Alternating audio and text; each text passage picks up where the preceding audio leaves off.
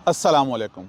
हम दूसरों के बारे में बहुत जल्दी राय कायम कर लेते हैं, ख़ास तौर पर बहन भाइयों के हवाले से कि कोई मेरा दुश्मन है, मेरी जान लेना चाहता है, इसका तो ये काम मेरे ख़िलाफ़ था। खुद ही फ़ैसला करते हैं, खुद ही सोचते हैं। एक आदमी किसी जंगल में से सफ़र कर रहा था, बहुत थका हुआ था। इतना थका हुआ था कि नींद बेहोशी तारी हो गई, एक दरख्त के नीचे सो गया। जब सोया तो इतनी गहरी नींद था कि कुछ होश ना रहा। थोड़ी देर बाद क्या महसूस करता है कि कोई उसे लकड़ी से मार रहा है और उसे उठने पर मजबूर कर रहा है। हड़बड़ाकर उठ पड़ा, देखा तो एक आदमी उसे डंडे से मार रहा है। उसे उठाया, डंडे से मारने वाले ने कहा कि उठो और भागो। वो आदमी डर के मारे भाग पड़ा। डंडे मारने वाला ताकतवर था, उसके हाथ में डंडा भी था। भगाते भगाते वो डंडे वाला आदमी उसे एक पानी के पास ले गया, तालाब के पास ले गया। कहता है पानी पियो। उसने पानी पिया, थोड़ा सा पानी पी सका, थका हुआ था, सांस फूला हुआ था। उसने कहा और पियो, और डंडे मारने शुरू कर दिए। उसे समझ ना आई ये क्या करना चाहता है, मुझे क्यों ज़बरदस्ती पानी पिला रहा है, इसके इस अमल की वजह क्या है। उसको दुश्मन समझ रहा था। बहरहाल उसने पानी पीने पर मजबूर किया, और पानी पियो, मारता रहा, पानी पियो। जान का खौफ था, वो पानी पीता रहा, पानी पीता रहा। जब पानी से पेट भर गया, उसने कहा फिर भागो। भाग पड़ा। थोड़े आगे गया तो कुछ जंगली फल नजर आए। उस डंडे वाले आदमी ने कहा अब ये फल खाओ। अब उसे समझ नहीं आ रही थी ये कैसा आदमी है, मुझे मार के कह रहा है खाओ। बहरहाल उसने मारा, अब जान का खौफ था, उसने वो फल खाना शुरू कर दिए। उसने कहा और खाओ, उसका पेट भर गया, सांस बंद होना शुरू हो गई। उसने मारना शुरू कर दिया कि और खाओ खाओ। उस आदमी को समझ नहीं आ रही थी क्या हो रहा है मेरे साथ। बहरहाल मजबूर था, खाना पड़ा उसे। जब खा लिए तो उसने फिर उसे भगाना शुरू कर दिया, मारा कि भागो।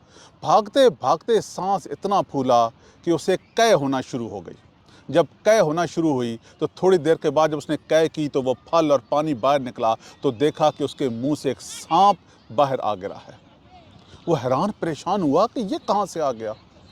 तब वो डंडे वाला आदमी डंडा एक तरफ रख के उसके पास आया, उसे गले लगाया, उसे कहा भाई मैं भी मुसाफिर हूँ, मैं यहाँ जंगल से गुजर रहा था। तुम तकरीबन नीम बेहोशी की हालत में थकावट में सोए हुए थे। मैंने देखा कि एक सांप आया है, तुम्हारे खुले मुंह से तुम्हारे पेट में चला गया है। मैंने सोचा कि अगर अचानक मैं तुम्हें उठा के ये बताऊं तो तुम खौफजदा हो जाओगे, चीखोगे, चिल्लाओगे, सर पीटोगे, तुम मुझे इलाज नहीं करने दोगे। मैंने मुनासिब ये समझा कि तुम्हें बहुत सा पानी पिलाऊं, कुछ खिलाऊं, फिर भगाऊं, ताकि तुम्हें कै हो तो तुम्हारे पेट से सांप के साथ वो सारा गंद निकल जाए। वो फल तो निकलेगा, साथ सांप भी निकल जाएगा। उस आदमी ने सोचा मैं तो कह रहा था तुम दुश्मन हो, बुरे आदमी हो, मुझे मार रहे हो, लेकिन तुम तो मेरा फ़ायदा चाह रहे थे।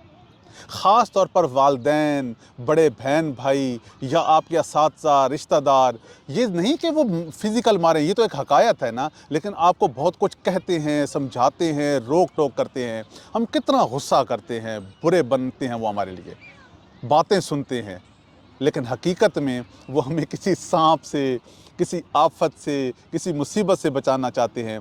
फिर बड़े सफ़र तय करने के बाद जब हमें कै होती है ना, तकालीफ़ की, ज़माने की, मुसीबतों की, तब हमें एहसास होता है कि वो तो हमें किसी सांप से बचा रहे थे, लेकिन वक्त गुज़र चुका होता है। तो आपसे भी कभी कोई गलती होती है ना, किसी के बारे में ऐसा सोचते हैं, तो ध्यान कर लें कि वो आपको किसी मुसीबत से तो नहीं बचा रहा।